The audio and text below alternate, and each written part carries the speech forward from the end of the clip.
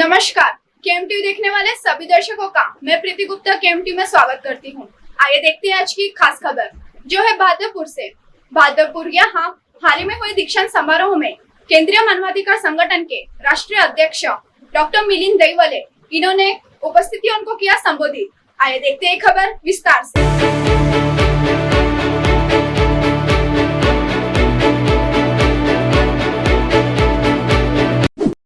प्रायोजक friends biotech, किसानों का विश्वास। खेती उपयोगी सभी प्रकार के ऑर्गेनिक औषधि एवं खतों के लिए आज ही संपर्क करें फ्रेंड्स बायोटेक। कार्यों में कितना उनका समर्पण रहा है।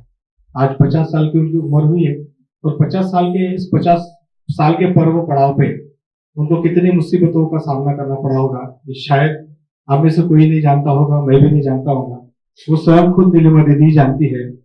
सक्सेसता के पीछे सभी लोग भागते हैं और सक्सेसता के पीछे बहुत सारी चीजें भी रिटर्न्स आती है, क्योंकि हमने अगर कोई भी चीज खरीदी, आज माचिस अगर हम खरीदते हैं तो उस माचिस से की तीलियों से हम सिर्फ आग ही लगाते हैं, और जब आग लगाते हैं तो अग्नि होती है, अग्नि के साथ हवाएं भी आती है और हवाओं के साथ हमको बहुत कुछ सीखने को मिलता है, मगर वो चीजों को हम कभी सीखते नहीं है। बस काम है माचिस लेना, जलाना, आग लगाना और छोड़ देना।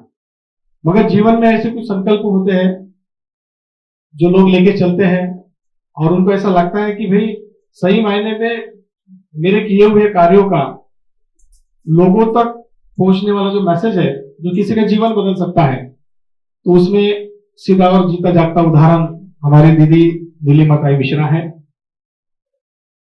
जब शिवजन उज्जैनकर सर ने हमको दीदी के बारे में बताया और जब हमें ये सब चीजों के बारे में जानकारी हुई, क्योंकि सोशल फील्ड में मैं करीब 14-15 साल से हूँ और 14-15 साल से मैंने सिर्फ दीदी का नाम सुना था, मगर आज मेरी साक्षात उनसे इधर मुलाकात हुई।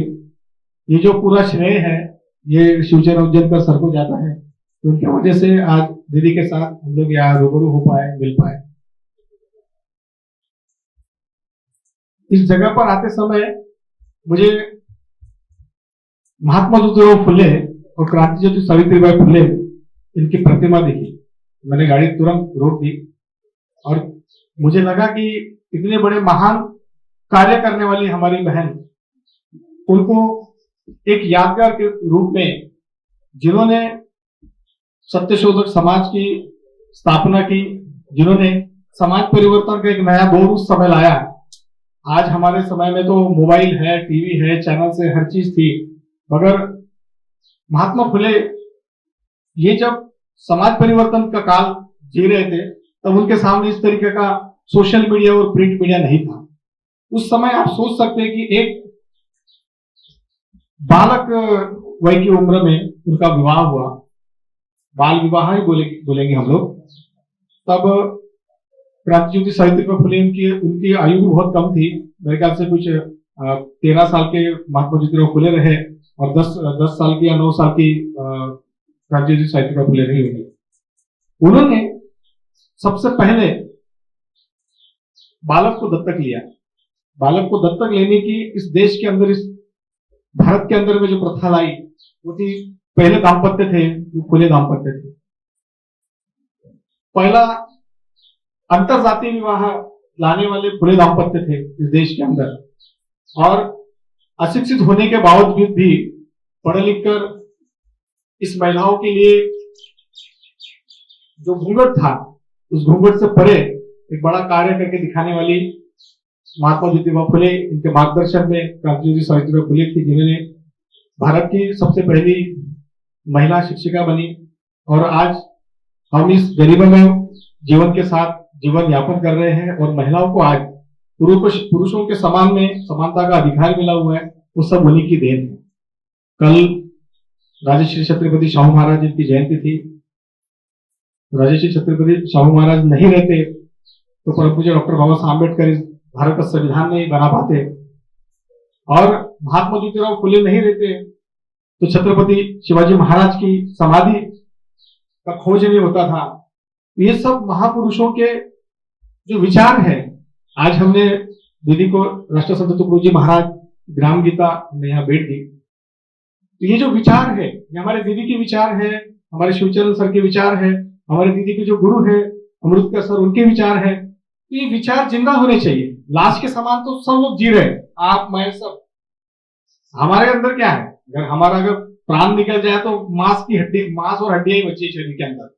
मगर ये अगर किसी अच्छे कर्म के लिए और किसी का अगर भला होता है उसके लिए अगर हम दे तो बहुत बड़ा पुण्य का काम है। एक 86 साल के हमारे सुरेंद्र कक्कर जी है जो गोवा में रहते हैं, मेरे सेक्टर के पदाधिकारी है। उन्होंने मरणोपरांत ही अपने पूरे शरीर को मेडिकल कॉलेज के दान में दे दिया। जब उनके कार में मुझे एयरपोर्ट लेने आते गोवा के, जब उनके साथ मैं एमपीडी में जाता हूँ गेस्ट हाउस में, तो उनके गाड़ी में देखता हूँ मैं डिक्की के अंदर में छोटे छोटे 30 ml 60 ml 90 ml की छोटी छोटी बॉटल्स होती है। उसके अंदर में जो कलर था पेट्रोल का, आपको मालूम पेट्रोल का कलर किस तरीके से दिखता है। मुझे लगा कि ये शराब की विस्की की गाड़ी के अंदर में क्या गरज है, और ऐसे भरे भरे पेटियां, साथ में बिस्कुट भी थे उसके साथ। तो बहुत देर तक सोचता रहा मैं, एक पौना घंटा सफर चलता रहा। बाद में मैं उनको पूछा कि सर ये क्या सब माजरा है, तो उन्होंने बताया कि सर एक हादसा मेरे साथ हुआ था। एक व्यक्ति और उनकी मिसेस जो प्रेग्नेंट थी, और चलते गाड़ी में पेट्रोल खत्म हो गया, और वो उस महिला को वो तकलीफ हो रही थी, और वो इंसान जो था वो गाड़ी को धक्का मार रहा था, क्योंकि एक्टिवा का वेट आप समझ सकते कितना होगा। धक्का मारते मारते आदमी के पसीने छूट जाते हैं। तो मैं ये नहीं चाहता, मैं देखना नहीं चाहता कि कोई इंसान अपने गाड़ी को धक्का मारे। तो ये जो पेट्रोल है, अगर मैं उसको पैसे दूंगा वो अलग बात होगी, मगर मैं एक सेवा के तौर पे मेरे गाड़ी में ऐसे पेट्रोल रखता हूँ, और छोटे छोटे पेट्रोल रखने का, अगर मुझे कोई बच्ची जा रही है, कोई लड़का जा रहा है, कोई भी इंसान जा रहा है, उसको पेट्रोल देता हूँ। ये होगी समाज सेवा। आज महिलाओं के लिए ग्रामीण स्तर में छोटे से गांव के अंदर में महिलाओं को एकत्रित करना, उनके कर्तव्य के बारे में उनको समझाना, पारिवारिक कौटुंबिक हिंसाचार में फंसी हुई महिलाओं को मदद करना, किसानों के बीच जाकर किसानों के लिए संघर्ष करना। किसान सबसे ज्यादा आर्थिक स्थिति से टूटता है, पारिवारिक स्थिति से तो टूटता ही है, आर्थिक स्थिति सबसे ज्यादा टूटता है। ऐसे किसान को बल देना, ऐसे महिलाओं को जो खुद को अबला समझती थी उनको सबला बनाना, और देश के बाहर भी जाके 7 समुद्र पार जाके एक अपने गांव की छवि छोड़ना, बहादुरपुर को पूरे विश्व के अंदर में इस बहादुरपुर के बारे में बताना।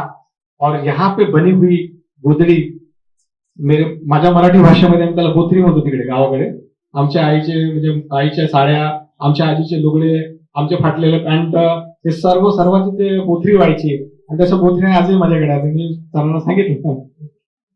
तो ये जो चीज होती है, कोई चीज हम बनाते हैं और उस चीज का कहीं उपयोग होता है, वो सबसे बड़ा कार्य है। और उस चीज के लिए जो समर्पण और उस चीज के लिए जो संघर्ष और उस चीज के लिए जो बना हुआ समय होता है, वो बहुत महत्वपूर्ण होता है। इस चीज को जानना बहुत जरूरी है। 1 लीटर की बोतल आपके साथ में बस आधा घंटा रह सकती है, 1 घंटा रह सकती है।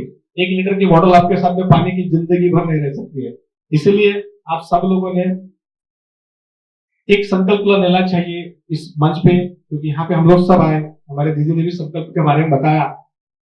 तो संकल्प ऐसा होना चाहिए कि भाई मैं किसी के साथ बुरा ना करूं, किसी के साथ बुरा ना हो, और कोई भी इंसान यदि पीड़ा से त्रस्त है और उस इंसान को फूल या फूल की पंखड़ी कोई भी चीज से आप उसकी मदद करो, ताकि वो इंसान को लगे कि मेरे पीछे कोई है।